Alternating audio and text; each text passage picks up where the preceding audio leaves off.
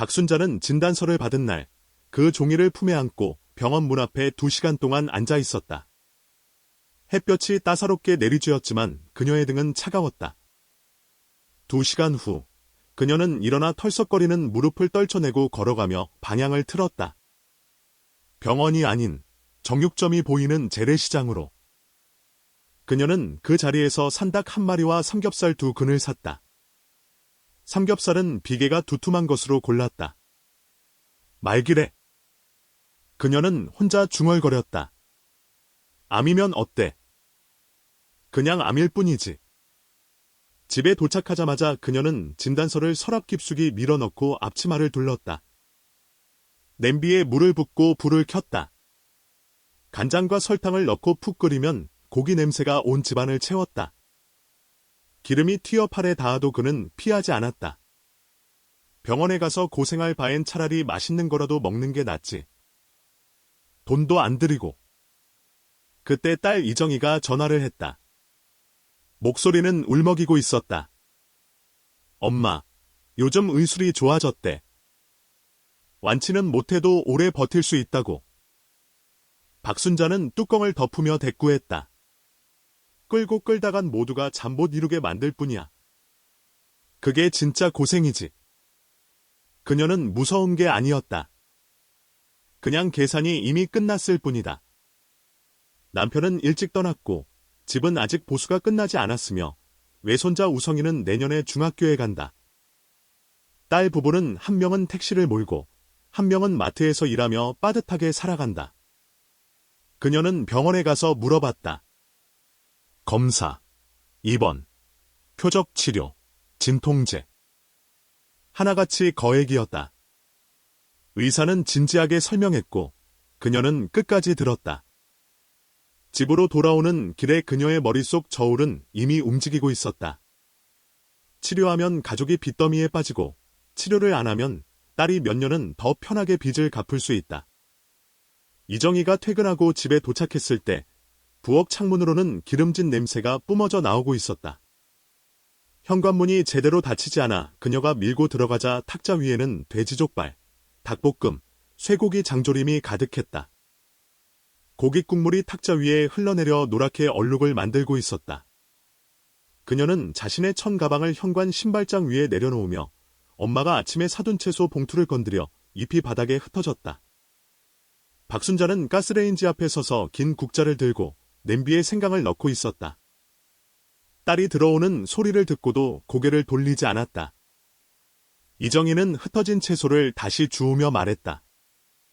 엄마, 의사 선생님한테 다시 물어봤어. 새로 나온 표적 치료제가 건강보험에 들어갔대. 한 번에 1,000원 정도만 내면 된대. 나와 영철이도 얘기했어. 영철이는 야간 운행을 더 많이 하고 나는 마트에서 잔업을 더 신청해서 매달 20만 원 정도는 더 벌 수 있어. 약값은 우리가 대겠어. 냄비에서 뜨거운 국물이 끓어올라 기름이 튀었다. 박순자는 행주로 조리대를 닫고 더러워진 행주를 세면대에 던졌다. 세면대에는 점심 먹은 기름진 그릇 서너 개가 담겨 있었다. 야간 운행을 하면 새벽까지야. 네가 마트에서 9시까지 일하면 우성이는 누가 데려오겠니? 베란다 타일이 갈라져서 비가 새고 너희는 지난달에 전기 자전거 할부도 시작했잖아. 어디에 돈을 대겠니? 박순자는 찬장에서 큰 사발을 꺼내 푸짐하게 고기 한 그릇을 떠서 이정희 앞에 밀어 넣으며 말했다. 먹어. 고기가 식으면 텁텁해. 이정희는 젓가락을 들지 않고 엄마의 오른쪽 옆구리를 바라보았다. 며칠 전 빨래를 같이 하다가 우연히 엄마 허리에 두꺼운 헝겊을 댄 것을 보았다. 오래 서 있으면 저도 모르게 조리대 쪽으로 몸을 기대고 오른손으로는 옆구리를 꼭 누르고 있었다. 손가락 마디가 하얗게 질릴 정도로. 그때는 그냥 모르는 척했지만 가슴이 턱 막혔다. 돈은 내가 어떻게든 마련할게. 큰언니한테 빌리면 돼. 작년에 재개발로 보상금을 받았으니까. 이정희는 가방에서 표적 치료제에 대한 설명서를 꺼냈다. 종이 모서리는 그녀가 반복해서 만지면서 구겨져 있었다. 의사가 약을 꾸준히 복용하면 적어도 1년은 더 버틸 수 있다고 했어. 완치를 바라는 게 아니야. 우성이와 조금 더 함께할 수 있다면 그걸로 된 거지. 박순자는 손을 내밀어 설명서 가장자리를 살짝 스치듯 만지다가 받지 않고 냉장고를 여러 갑 만든 돼지기름을 유리병에 부었다. 그 병은 10수년 전 남편이 남긴 낡은 과일통조림 병이었다. 빌리면 안 갚아도 돼. 내 큰언니도 손자 둘을 키우는데 남의 돈이 바람에 날아오는 줄 알아. 그녀는 병뚜껑을 꽉 닫으며 말을 이었다. 작년 겨울 내가 감기 걸렸을 때 돈 아깝다고 링거도 안 맞고 버텼잖아. 우성이 학원 보낼 때도 보름은 망설이다가 결제했고. 그런데 이제 와서 내 병원비로 몇백만 원을 빌리겠다고? 그게 말이 돼? 그건 엄마잖아. 엄마는 항상 우리만 생각하고 자신은 한 번도 생각하지 않아. 이정희의 손가락이 종이를 꼭 쥐었다. 종이가 찢어질 듯했다. 엄마가 집에서 고생하는 걸 그냥 볼 수 없어. 약도 안 먹고 아파하면서. 박순자는 등을 돌리고 냄비 뚜껑을 열었다. 하얀 김이 그녀의 얼굴을 감쌌고 표정은 보이지 않았다. 닭고기는 푹 구워서 살이 분리될 지경이었고 황금빛 기름이 수면을 덮고 있었다. 그녀는 국자로 진한 국물을 떠서 빈 그릇에 따랐다. 지난주에 동네 약국에 가서 물어봤어. 진통제 한 번 주사에 3,000원, 알약은 한 팩에 800원 한 달이면 진통제 값만 5,000원이야. 표적치료제에 정기검진까지 하면 한 달에 최소 4만원, 1년이면 50만원은 기본이야. 그녀는 국자를 냄비 가장자리에 걸쳤다. 집보수에 3만원, 우성이 중학교 선택에 2만원, 50만원을 병원에 쏟아부으면 집은 셀 테고, 우성이는 그냥 평범한 학교로 가야 해. 그 계산은 해봤어? 이정희는 바닥에 흩어진 채소를 줍고 있었다. 손가락이 차가운 타일에 닿자 잠시 움츠렸다. 그녀는 아침 5시에 마트에 출근해 상품을 정리하고 점심시간에 병원에 다녀왔으며 오후에는 엄마 집으로 달려왔다. 하루 종일 따뜻한 물 한 모금 마시지 못해 목이 타들어갔다. 집보수는 늦춰도 돼. 우성이 학교도 기다릴 수 있어. 엄마 몸이 제일 중요해. 집은 기다려주지 않아. 박순자가 딸의 말을 끊으며 찬장맨 아래에서 바닥 타일 샘플을 꺼냈다. 모서리는 달아 반들반들했다. 그녀가 보름 동안 철물점을 돌며 고른 것이었다. 작년에 베란다에서 물이 새서 벽지가 다 뜯겼어. 1년만 더 버티면 벽 전체가 곰팡이 쓸어서 집 전체를 다시 해야 해. 돈은 2배로 들고. 우성이 내년에 중학교인데 좋은 학교는 원서 접수 시기가 정해져 있어. 한 해를 놓치면 1년을 기다려야 해. 애한테 피해가 가지. 두 사람은 부엌에서 팽팽히 맞섰다. 냄비의 국물은 계속 끓어올랐고 기름 냄새가 집안을 가득 채웠다. 이정희는 식어서 기름이 굳은 고기 그릇을 바라보았다. 그녀는 그릇을 밀어내며 나무 탁자에 찰칵 소리를 냈다. 엄마는 정말 치료를 안 하려는 거야. 안 하려는 게 아니라 경중을 아는 거야. 박순자는 행주를 들어 탁자에 흐른 기름을 닦았다. 동작은 느렸지만 한 번 한 번 꼼꼼했다. 내 아버지도 폐병 걸렸을 때 석 달 항암하시고 뼈만 남았어. 빚은 70만 원이나 생겼고. 너는 그때 고등학생이었는데 새 교복도 못 사 입고 겨울에 야른 옷만 입고 다니다 손에 동상이 걸렸지. 그때를 나는 평생 잊지 못해. 이 말에 집안이 순간 조용해졌다. 이정희는 손을 내리고 설명서가 땅에 닿을 듯 말 듯했다. 그녀는 갑자기 어린 시절의 겨울을 떠올렸다. 엄마가 주름 잡힌 지폐를 쥐고 시장에 앉아 남들이 고름 버려진 채소를 주우며 빚을 갚기 위해 몇 푼이라도 아끼던 그 모습이 그녀는 더 이상 말을 잇지 못하고 설명서를 깨끗이 접어 가방에 넣었다. 고기는 건드리지 않고 현관으로 걸어갔다. 현관에 도착해서 그녀는 발걸음을 멈추고 가스레인지 앞에 엄마를 돌아보았다. 그녀의 등이 약간 구부정했고 오른손이 옆구리를 누르는 듯하다가 곧 내려갔다. 내일 다시 올게. 재검사 예약표를 가지고 이정희가 방충망문을 열자 찬바람이 들어와 국물에 잔물결을 일으켰다. 방충망문이 쾅 닫히고 집안에는 냄비 끓는 소리만 남았다.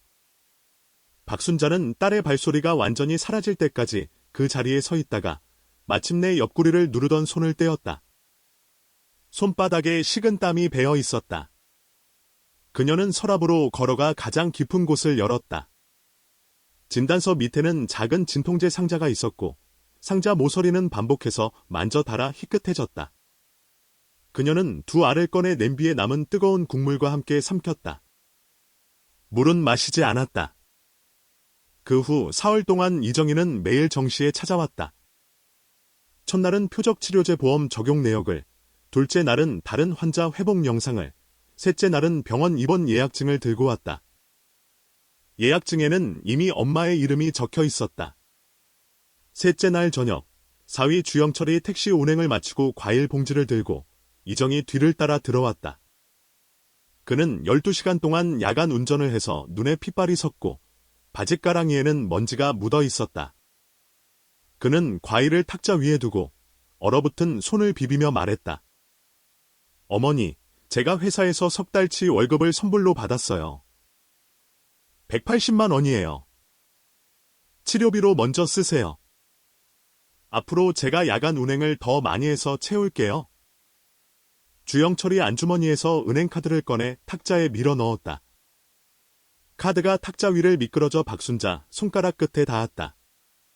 박순자는 삼겹살을 썰고 있었고 칼이 도마에 내리치자 고기가 반으로 갈라졌다. 그녀는 고개를 숙여 카드를 보았다. 회사에서 월급을 선불로 주면 그달 회비는 누가 내? 택시 충전하고 정비하는데 돈이 안 들어? 하루에 4시간밖에 못 자면 운전하다 졸음이 와서 사고라도 나면 어떻게 할 거야? 그녀는 고기를 접시에 담고 칼을 칼꽂이에 꽂으며 말했다. 카드는 도로 가져가. 나는 안 쓸 거야. 주영철은 몸을 굽혀 카드를 집었다. 손가락이 하얗게 질릴 정도로 꽉 쥐었다. 그는 평소 말이 없었고 어른과 다투는 법이 없었다. 목젖이 굴러가며 낮은 목소리로 말했다. 운행을 조금 줄이고 돈은 천천히 벌면 돼요. 어머니 건강이 더 중요해요. 지난주에 제가 간암 환자 가족을 태웠는데 약을 꾸준히 먹으면 노인도 밥 먹고 산책할 수 있다고 하더라고요. 집에서 아파만 견디는 것보단 낫죠. 그 집은 건자재 장사하는 집이라 살림이 넉넉해. 우리랑은 달라. 박순자는 갓볶은 고기 한 접시를 들어 탁자 위에 내려놓았다. 너희 둘은 하루 종일 뛰어다니면서 집에 와서 따뜻한 밥도 제대로 못 먹잖아. 내 일 때문에 고생하지 마. 그냥 평범하게 사는 게 제일이야. 이정희는 소파에 앉아 입원 예약증을 만지작거렸다. 종이는 땀에 축축해졌다. 그녀는 고개를 들어 엄마를 바라보았다. 엄마는 맞은편 작은 의자에 앉아 큰 덩어리의 기름진 고기를 입에 넣고 씹고 있었다. 씹는 동작은 느렸고 삼킬 때 목젖이 살짝 움직였지만 즐기는 모습은 아니었다. 이정희는 알고 있었다. 엄마는 기름진 고기를 좋아하지 않는다는 것을. 이제는 매일 기름진 음식을 먹는 것은 뱃속에서 밀려오는 통증을 무거운 기름기로 눌러 재우기 위함이었다. 우성이 주말에 올 거예요. 아직 엄마 상태를 모르고 계속 외할머니 집에 가서 고기 먹고 싶다고 해요. 이정희는 화제를 돌리며 목소리를 낮췄다. 애가 눈치가 빨라서 엄마가 점점 야위는 걸 보면 분명 물을 거예요. 손자가 언급되자 박순자의 젓가락이 잠시 멈췄다. 그녀는 닭다리 하나를 집어 깨끗한 작은 그릇에 담아 탁자 끝으로 밀었다. 우성이를 위한 것이었다. 아이한테 어른병 얘기할 필요 없어. 공부나 열심히 하라고 해오면 고기만 주고 다른 얘기는 하지 마. 그날 밤 두 사람은 9시까지 설득했지만 박순자는 끝내 마음을 바꾸지 않았다. 떠날 때 주영철이 맨 마지막에 서서 부엌을 돌아보았다. 장모님이 조리대를 붙잡고 천천히 허리를 숙이며 오른손으로 옆구리를 꼭 누르고 계셨다. 온몸이 웅크려졌고 그가 다가가는 소리를 듣자 곧바로 몸을 펴고 설거지하는 척했다. 주영철은 그 말을 삼키고 조용히 문을 닫았다. 토요일 아침, 우성이가 책가방을 메고 왔다. 그는 현관문을 열자마자 식탁으로 달려갔다. 고기가 가득한 상을 보고 눈이 반짝였다. 그는 갈비를 집으려고 손을 뻗었다. 박순자가 그의 손을 막고 깨끗한 젓가락을 건넸다. 그리고 계란찜 한 그릇을 내밀며 말했다. 먼저 계란찜 먹어. 갈비는 기름져서 빈속에 먹지 마. 그녀는 손자의 뒷머리를 쓰다듬으며 교복깃을 살폈다. 깃은 닳아서 보풀이 일어나 있었다. 2년 동안 입은 낡은 교복이었다. 우성이는 계란찜을 두어 숟가락 뜨고 고개를 들어 말했다. 엄마가 어제 말했어요. 좋은 중학교 등록금이 20만 원이나 된대. 집에 돈이 부족해서 보통 학교로 가야 할지도 모른다고. 저는 좋은 학교에 가고 싶어요. 반의 거의 모든 친구들이 지원했어요. 박순자는 큰 덩어리 고기를 아이 그릇에 떠넣으며 잠시 침묵했다. 그러고는 침실로 들어가 문을 닫았다. 이정희가 거실 소파에 앉아 침실에서 서랍 열리는 소리를 듣고 심장이 조여들었다. 2분도 안 되어 박순자가 나왔다. 그녀의 손에는 현금 뭉치가 들려 있었다. 모두 100원짜리 지폐로 가지런히 묶여 있었다. 그녀는 그것을 우성이 손에 쥐어주며 말했다. 여기 22만 원이야. 등록금으로 충분하고 나머지 2,000원은 문제집 사는 데 써. 이정희가 벌떡 일어나 걸어가서 돈을 되찾아 엄마 손에 쥐어주었다. 지폐 가장자리가 그녀의 손바닥을 아프게 했다. 이 돈은 엄마가 치료하라고 모은 거야. 등록금은 내가 다시 알아볼게. 엄마 노후 자금은 건드리면 안 돼. 내 노후 자금은 내가 알아서 해. 박순자가 돈을 다시 아이 손에 밀어 넣었다. 그녀의 손가락이 지폐 위에 얹어 있었다. 아이 진학이 제일 중요해. 내 병은 이미 결정했어. 두 사람의 시선이 부딪혔다. 거실의 공기가 순간 팽팽해졌다. 우성이는 젓가락을 쥐고 외할머니와 엄마를 번갈아 보다가 그릇을 내려놓고 조용히 옆에 앉았다. 탁자 위의 고깃 국물은 여전히 김이 모락모락 피어올랐고 하얀 김이 두 사람의 시선을 가르고 있었다. 돈은 안 받을 거야. 오늘 꼭 병원에 데려갈 거야. 이정희가 엄마의 손목을 잡았다. 손바닥에 닿은 뼈가 도드라졌다. 손목은 한 손으로 감쌀 만큼 가늘어져 있었다. 오후에 예약을 해뒀어. 지금 가자. 박순자는 조용히 손을 빼내고 가스레인지 앞으로 걸어가 냄비에 끓이고 있는 양고기를 저었다. 냄비가 냄비와 부딪히며 둔탁한 소리를 냈다. 소용없어. 안 갈 거야. 다툼 소리에 옆집 왕 선생님이 들려왔다. 그녀는 단무지 한 접시를 들고 문을 열고 들어왔다. 왕 선생님은 박순자와 10수년간 이웃으로 두 집은 가까이 지냈다. 그녀는 거실에 있는 두 사람을 훑어보고 단무지를 탁자 위에 올려놓았다. 정희야, 너도 엄마를 너무 압박하지 마. 어제 아침에 전통시장에서 내 엄마가 약국 뒤편에서 진통제를 3상자씩 사는 걸 봤어. 너희가 보면 속상할까봐 왕 선생님이 의자를 끌어당겨 앉으며 말했다.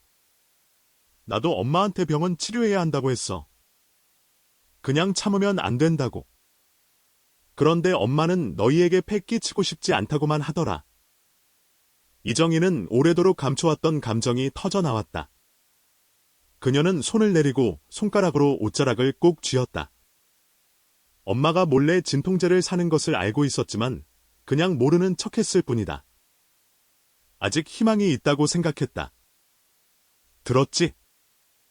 아파서 진통제를 몰래 사싸할 정도라면서 왜 병원에서 제대로 치료받지 않는 거야? 이정희가 한 걸음 다가서며 엄마 뒤에 섰다. 그녀의 목소리는 억눌린 떨림을 담고 있었다.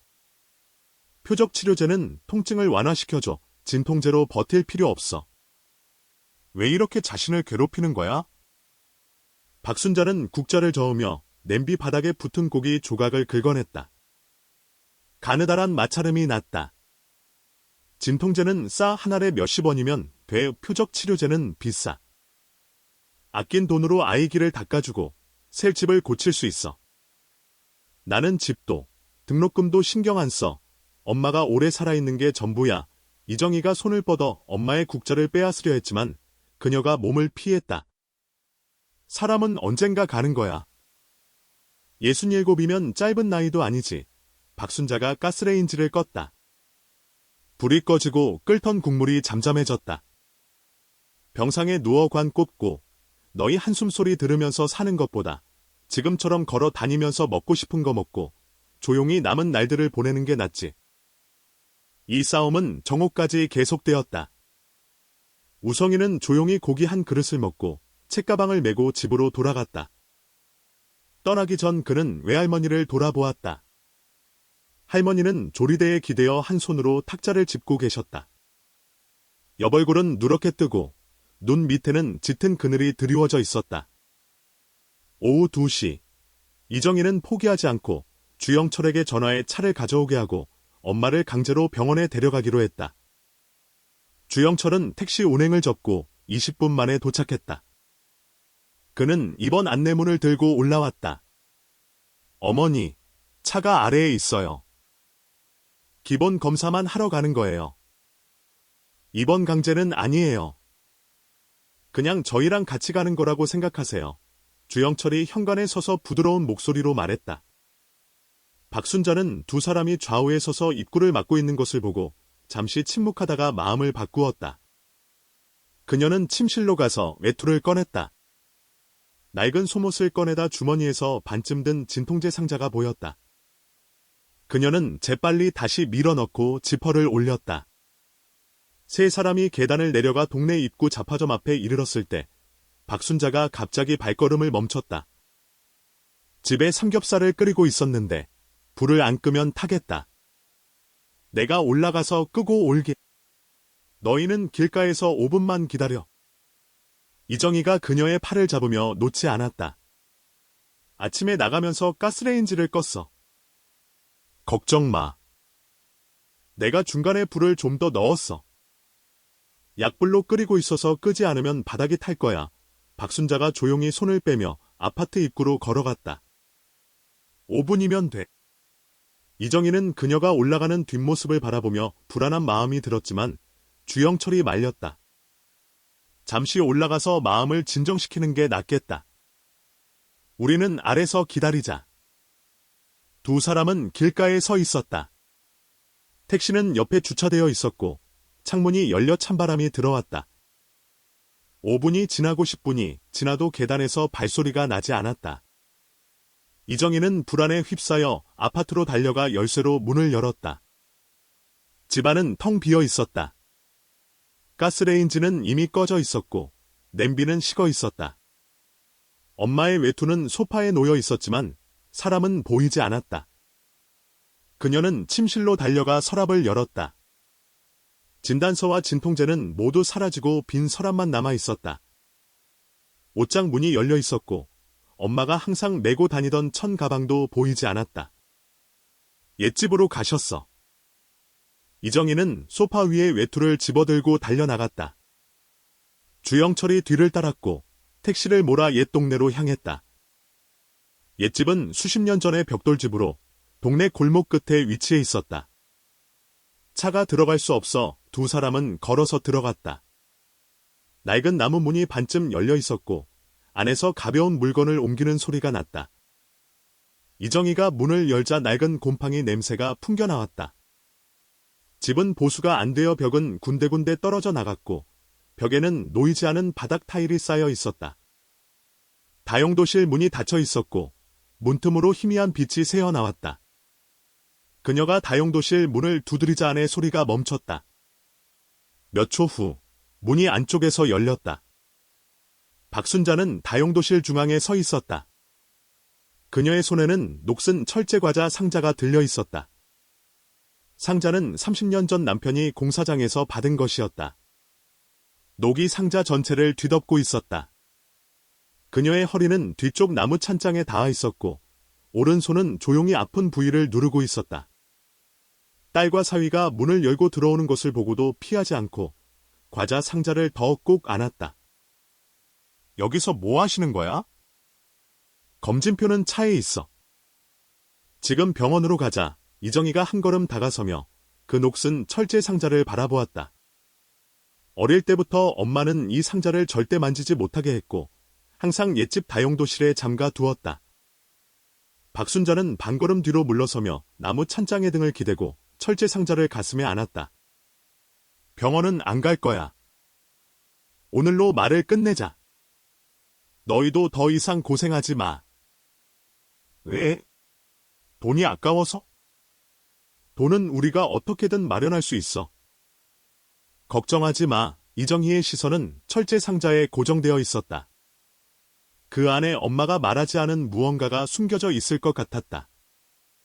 박순자는 고개를 숙여 녹슨 상자 가장자리를 만지작거렸다. 동작은 매우 느렸고 30초 동안 계속되었다. 마침내 그녀는 천천히 뚜껑을 열었다. 상자는 세 층으로 나뉘어 있었다. 맨 위에는 누렇게 변한 공사장 사고보상 합의서가 있었고 종이 모서리는 바스러질 듯했다. 가운데에는 은행 통장이, 맨 아래에는 남편의 작은 흑백 사진이 놓여 있었다. 이정희는 몸을 굽혀 합의서의 숫자를 보았다. 그녀의 동공이 순간 수축했다. 합의서의 날짜는 30년 전이었고 보상 금액은 360만 원이었다. 그의 남편이 공사장에서 추락사고로 받은 위로금이었다. 내 아버지가 돌아가셨을 때 공사장에서 360만 원을 받았어. 그때 나는 한 푼도 쓰지 않고 전액 정기 예금으로 넣어두었어. 박순자가 통장을 꺼내 두 사람 앞에 펼쳤다. 통장에는 30년간의 이자가 빼곡히 적혀 있었고 가장 최근의 원리금 합계는 442만 7,160원이었다. 이 돈이면 내가 입원하고 표적 치료제를 맞고 간호사를 쓰고 1년을 충분히 버틸 수 있고도 남아. 이 말이 좁은 다용도실에 터져나왔다. 공기가 순간 얼어붙었다. 이정희는 통장의 숫자를 응시하며 손끝이 미세하게 떨렸다. 그동안의 모든 다툼과 설득, 억울함이 한꺼번에 밀려왔지만 할 말을 찾지 못했다. 그녀는 줄곧 엄마에게 저축이 없다고 생각했다. 치료비가 작은 가정을 파탄낼 것이라고 생각했다. 그런데 엄마는 440만 원의 예금을 숨겨놓고 가난 말기의 고통을 집에서 견디며 매일 기름진 음식을 먹고 어떤 치료도 거부하고 있었다. 주영철은 합의서의 360만 원과 통장의 원리금을 번갈아 바라보며 아무 말도 하지 않았다. 그의 손은 옆구리에 늘어뜨려져 있었고 손가락은 무의식적으로 택시 열쇠를 만지작거렸다. 30초 동안의 죽은 듯한 침묵이 흘렀고 창밖 골목에서 가끔 행인의 발소리가 들려왔다. 박순자는 통장을 다시 상자에 넣고 뚜껑을 닫았다. 녹슨 철제가 부딪히며 둔탁한 소리가 났다. 너는 내가 돈이 없어서 치료를 못한다고 생각했지? 너희에게 폐 끼칠까봐 두려워하는 줄 알았지? 사실은 아니야. 그녀는 손을 들어 남편의 흑백 사진 가장자리를 살짝 만지며 말했다. 내 아버지가 폐암 진단을 받았을 때 막 공사 대금을 받은 참이었어. 100만 원이 넘었지. 그걸 전부 병원에 쏟아부었어. 항암, 방사선, 특수약, 석 달 동안. 사람은 뼈만 남았고 집에서는 매일 신음소리가 났어. 마지막 날 그는 내 손을 잡고 말했어. 병 때문에 집안을 탕진하지 말라고. 산 사람은 계속 살아야 한다고. 그녀는 잠시 멈추고 벽에 쌓인 바닥 타일을 바라보았다. 타일 위에는 얇은 먼지가 쌓여 있었다. 이 440만 원, 내가 30년 동안 모은 거야. 계획이 다 있어. 3만 원은 집벽과 베란다를 고치고 2만 원은 우성이 중학교 등록금으로 나머지 39만 원은 너희 집 대출금을 줄이고 우성이 대학 갈 때나 결혼할 때 보태려고. 그녀가 계속 말했다.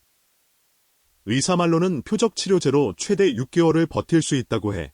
그 6개월 동안 매일 수액 맞고 검사 받고 아파서 못 움직이고.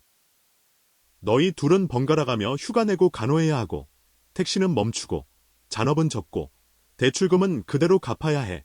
그 안팎 손실이 몇만 원이야. 너희에게 안정된 생활을 주려고 모은 440만 원을 내가 6개월 동안 누워서 고생하는 데 쓰고 거기에 너희 일과 저축, 시간까지 다 빼앗긴다면 그 계산이 어떻게 맞겠어? 이정희가 두 걸음 다가서서 쪼그리고 앉아 엄마와 시선을 맞추었다. 그녀의 시선은 녹슨 철제 과자 상자에 고정되어 있었다. 그제야 수많은 디테일들이 하나하나 연결되기 시작했다. 그제야 깨달았다. 엄마가 새 옷을 사지 않고 장 볼 때도 항상 할인 시간을 맞춰가며 정작 자신에게는 값비싼 닭과 고기를 사는 이유를, 그녀가 이 돈으로 집을 고치지 않고 베란다가 새는 것을 그냥 내버려둔 이유를, 치료 이야기가 나올 때마다 엄마가 무의식적으로 옛집 쪽을 바라보던 이유를, 그녀가 값싼 진통제를 몰래 사모으고 뱃속의 극심한 통증을 혼자 견디면서도 통장에 한 푼도 건드리지 않았던 이유를. 그녀는 돈이 없어서가 아니었다. 딸의 앞으로 수십 년의 안정을 자신의 반년 남짓한 목숨과 바꾸고 싶지 않았던 것이다. 치료를 받아도 돼요. 돈을 다 쓸 필요는 없어요. 남은 건 여전히 우리한테 줄 수 있잖아요. 이정희의 손바닥이 차가운 바닥 타일에 닿았다. 타일의 냉기가 손바닥을 타고 올라왔다. 간호사는 부를 필요 없어요. 저와 영철이가 번갈아 보살필게요. 일을 놓지 않아도 돼요? 야간과 주간을 조정하면 가게에 지장이 없어요. 병원에 입원하면 비용이 멈추지 않아. 진통제, 영양제, 각종 검사, 하나하나 쌓이다 보면 440만 원도 반년이면 바닥나. 박순자는 철제 상자를 더 꼭 안았다. 그녀의 등이 찬장에 닿았고 허리에 통증이 밀려와 그녀는 몸을 살짝 돌려 두 사람의 시선을 피했다. 돈이 다 떨어지면? 집은 여전히 세고 아이 등록금은 걱정이고 너희는 빈 통장을 안고 스트레스만 쌓이고 병상에 누운 내가 겪는 고통만 떠올리며 하루하루를 보내게 될 거야. 그게 무슨 삶이겠어? 주영철이 마침내 입을 열었다. 목소리는 낮고 쉰 채로. 돈은 다시 벌면 되는데 사람은 다시 돌아오지 않아요. 그 예금을 쓰는 게 우리와 좀 더 함께하는 데 쓰는 게 낫지 않을까요? 그 반년은 매일이 고통이야. 박순자는 외투 자락을 걷어 올려 허리에 댄 두꺼운 헝겊을 보여주었다. 천은 땀에 흠뻑 젖어 짙은 자국이 남아 있었다.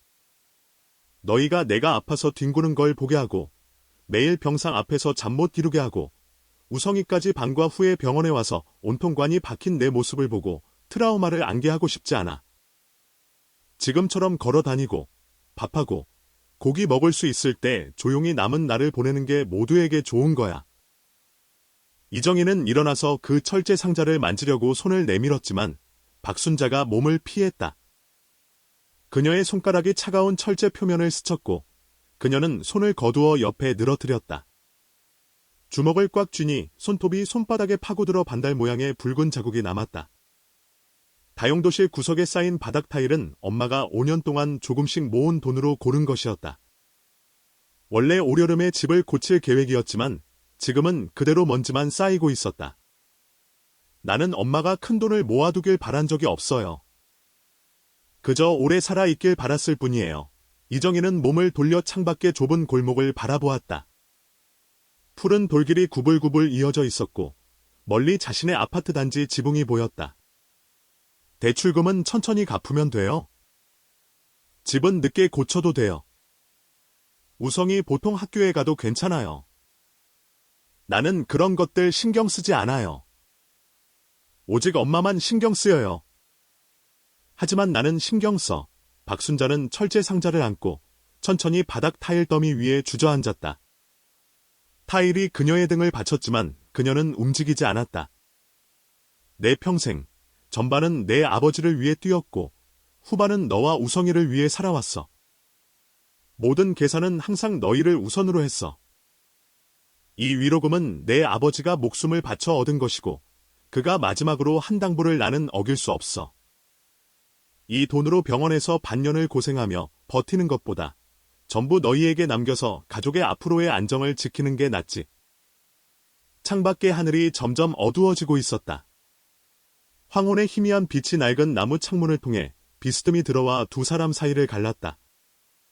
주영철은 문틀에 기대어 택시 열쇠를 손에 쥐고 있었다. 열쇠고리가 손가락 사이에서 빙글빙글 돌며 가느다란 마찰음을 냈지만 그는 다시 끼어들지 않았다. 이정희는 벽 모퉁이로 걸어가 바닥 타일 한 장을 집어들었다. 타일 표면은 매끄럽고 차가웠다. 엄마가 보름 동안 고르던 그 타일이었다. 그녀는 타일을 손에 쥐고 표면의 무늬를 더듬으며 오랫동안 침묵했다. 그 440만 원은 아빠가 엄마를 위해 남긴 생명보험금이에요. 우리를 위한 대출금이 아니에요. 그가 나에게 남긴 것은 또한 이 집을 위한 것이기도 해. 박순자는 철제 상자를 열어 다시 그 흑백 사진을 꺼냈다. 그녀의 손가락이 사진 속 남자의 뺨을 살짝 스쳤다. 그는 평생 열심히 일해서 번 돈을 항상 아내와 아이를 위해 썼어. 이 위로금도 당연히 너희에게 쓰여야 해. 두 사람은 더 이상 다투지 않았다. 좁은 다용도실에는 창밖 골목에서 가끔 들려오는 전동차 경적 소리만이 울렸다. 철제 상자는 바닥 타일 더미 위에 놓여 있었고 통장과 합해서 낡은 사진이 그 안에 조용히 자리 잡고 있었다. 녹슨 자국이 황혼의 희미한 빛에 어둡게 반짝였다. 옛집을 나설 때 하늘은 완전히 어두워졌고 골목에는 가로등이 드문드문 켜지기 시작했다. 주영철이 택시를 몰았다. 차량 안은 숨소리조차 들리지 않을 정도로 조용했다. 이정희는 조수석에 앉아 옛집에서 가져온 바닥 타일 한 장을 손에 쥐고 있었다. 타일의 냉기가 천을 통해 손목까지 전해졌다. 아파트 집에 도착했을 때 부엌의 식은 냄비는 여전히 가스레인지 위에 놓여 있었다. 냄비에는 반쯤 남은 삼겹살이 있었고 기름은 하얗게 굳어 있었다. 박순자는 집에 들어서자마자 침실로 들어가 철제 과자 상자를 옷장 가장 깊은 곳에 잠그고 열쇠는 속옷 주머니에 넣었다. 그날 밤 이정희는 더 이상 검진이나 입원, 표적 치료제에 대해 언급하지 않았다. 그녀는 부엌으로 걸어가 가스레인지를 켜고 냄비에 고기를 다시 데웠다. 뜨거운 기름이 굳은 기름을 녹였고 진한 고기 냄새가 다시 집안을 가득 채웠다. 그녀는 그릇에 고기를 가득 담아 거실 탁자 위에 내려놓고 엄마 앞으로 밀었다. 박순자는 작은 의자에 앉아 젓가락을 들어 기름진 고기 한 점을 집어 천천히 씹었다. 삼킬 때 그녀의 오른손이 조용히 옆구리를 누르고 있었다. 천 아래 손가락이 힘껏 웅크려졌다. 이정희는 그 옆에 앉아 조용히 바라보았다. 그녀는 더 이상 말리지 않고 일어나 냉장고에서 꿀 한 병을 꺼내 따뜻한 물 한 잔을 타서 엄마 손에 건넸다. 그 후 보름 동안 두 사람 사이에는 치료와 병원, 예금에 대한 이야기가 오가지 않았다. 이정희는 매일 퇴근 후 정시에 엄마 집에 도착했다. 여전히 신선한 고기를 사서 함께 밥을 하고 베란다에서 햇볕을 쬐며 30년 전 남편과 공사장에서 보낸 옛날 이야기를 들었다.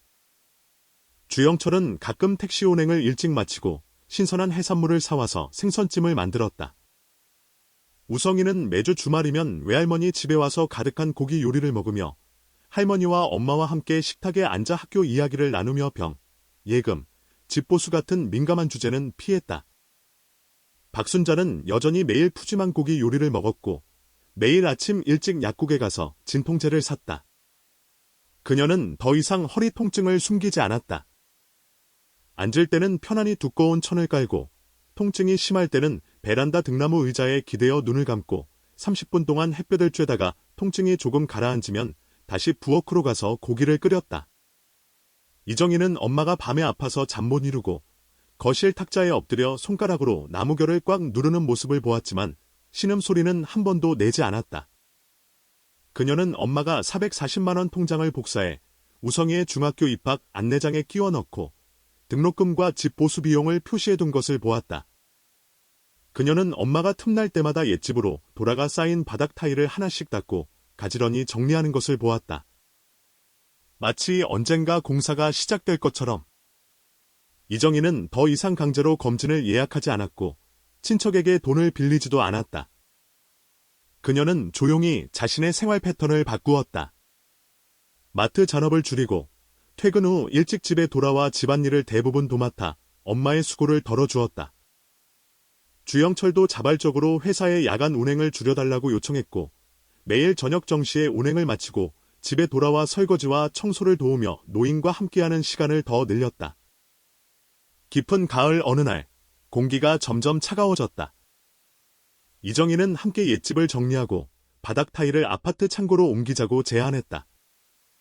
세 사람은 택시를 타고 옛 골목에 도착해 낡은 나무 문을 열었다. 석양이 부서진 창살 사이로 들어와 바닥에 깔린 타일 위에 엷은 금빛을 입혔다. 박순자는 나무 의자를 창가에 가져다 놓고 앉았다. 그녀의 무릎 위에는 녹슨 철제과자 상자가 놓여 있었고 자물쇠는 열려 있었다. 통장과 합에서 낡은 사진이 모두 무릎 위에 펼쳐져 있었다. 우성이가 그 옆에 쪼그리고 앉아 외할아버지의 낡은 사진을 넘겨보며 호기심 가득한 눈으로 당시 공사장의 이야기를 물었다. 이정희는 벽 모퉁이에 서서 타일을 하나씩 세었고 주영철은 타일을 포장해 마대자루에 담았다. 공기에는 곰팡이 냄새, 희미한 고기 기름 냄새, 그리고 창밖에서 풍겨오는 은은한 국화향이 뒤섞여 있었다. 정리는 황혼 무렵까지 계속되었다. 하늘에는 주황빛 노을만이 남아 있었다. 모든 타일이 포장되어 문가에 쌓였고 다음 날 옮길 준비가 되었다. 우성이는 책가방을 메고 주영철을 따라 먼저 골목을 나가 거리 포장마차에서 만두를 사러 갔다. 다용도실에는 모녀만 남았다. 나무 문이 반쯤 열리고 저녁바람이 틈새로 스며들어 상자 안의 종이를 살랑살랑 넘겼다. 박순자는 과자 상자를 닫아 옆 의자에 올려놓고 고개를 돌려 이정희를 바라보았다. 그녀의 시선은 딸이 바닥 타일에 닿아 생긴 가느다란 붉은 자국에 머물렀다. 오늘 밤은 소고기 갈비찜을 해먹자. 네가 좋아하는 무갈비찜. 아침에 미리 사뒀어. 이정희는 고개를 끄덕이며 창가로 걸어가 골목 입구에서 멀어져가는 두 사람의 뒷모습을 바라보았다. 저녁바람이 그녀의 옷자락을 휘날렸다. 그녀는 돌아보지 않고 멀리서 하나둘 켜지는 가로등을 바라보며 가볍게 대답했다. 응. 뚝배기에서 고기가 끓는 소리는 앞으로도 수많은 황혼역의 아파트 창문 너머로 정시에 흘러나올 것이다. 이날 저녁, 모녀는 옛집 문지방에 나란히 앉아 주영철과 우성이가 돌아오기를 기다렸다. 녹슨 철제 과자 상자는 두 사람 사이에 놓여 있었고 상자의 녹은 석양에 부드럽게 빛났다. 뚝배기에 미리 끓인 삼겹살은 보온통에 담겨 발밑에 놓여 있었고 따뜻한 김이 뚜껑 틈으로 천천히 피어올랐다. 한 겹의 흰 안개가 두 사람의 조용한 얼굴을 가르고 있었고 누구도 더 이상 말을 하지 않았다. 뚝배기에서 끊임없이 흘러나오는 끓는 소리가 푸른 돌골목 전체를 넘어 멀리 불빛이 켜진 거리로 퍼져나갔다.